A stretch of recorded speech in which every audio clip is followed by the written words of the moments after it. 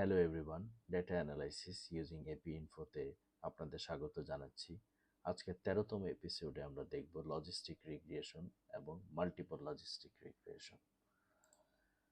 আমরা এপি ইনফোর ক্লাসিক ভিউতে চলে আসলাম। এখানেও লজিস্টিক রিগ্রেশনটি এপি ইনফোর অ্যাডভান্স স্ট্যাটিস্টিক্স ফোল্ডারের নিচে পাওয়া যায়। আমি এখানে লজিস্টিক রিগ্রেশন বাটনটি ক্লিক করলাম। আমরা জানি লজিস্টিক রিগ্রেশনের আউটকাম ভ্যারিয়েবল বা ডিপেন্ডেন্ট ভ্যারিয়েবল হচ্ছে দুই ক্যাটাগরির হতে হবে, ক্যাটাগরিক্যাল এবং দুই ক্যাটাগরি।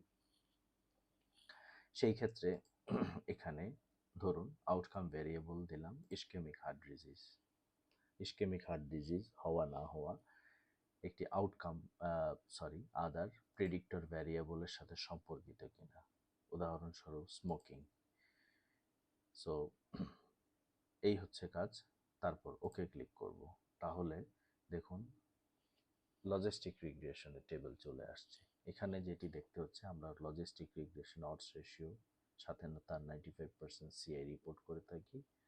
সেই ক্ষেত্রে আমরা দেখতে পাচ্ছি স্মোকিং যারা করে তাদের ইসকেমিক হার্ট ডিজিজ হওয়ার অডস হচ্ছে বা 5.37, বা যারা স্মোকার তাদের ইসকেমিক হার্ট ডিজিজ হওয়ার সম্ভাবনা 5.37। সো এবং এই সম্পর্কটি পি ভ্যালু যেহেতু 0.05 থেকে নিচে, সো এটা স্ট্যাটিস্টিক্যালি সিগনিফিক্যান্ট। সো এইভাবে আমরা লজিস্টিক রিগ্রেশন রান করি। তবে মাল্টিপল লজিস্টিক রিগ্রেশনের ক্ষেত্রে আমরা যদি একটু যাই, আমাদের আউটকাম ভ্যারিয়েবল ছিল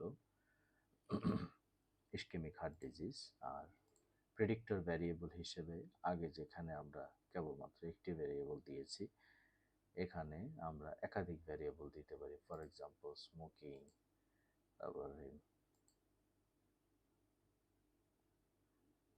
সো আমরা আমাদের একাধিক ভ্যারিয়েবলগুলো একটু দিই।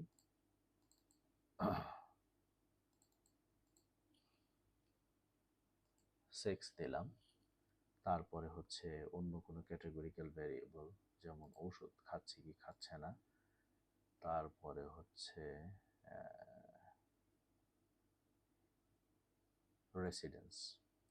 সো যখন ইন্ডিপেন্ডেন্ট ভ্যারিয়েবল হিসেবে আমরা একাধিক categorical predictor variable, even quantitative variable আনবো, তখন সেটা হয়ে যাবে মাল্টিপল লিনিয়ার রিগ্রেশন। এবার ওকে ক্লিক করলে সে যেই ভ্যালুটি দিচ্ছে এটি হচ্ছে অ্যাডজাস্টেড অডস রেশিও।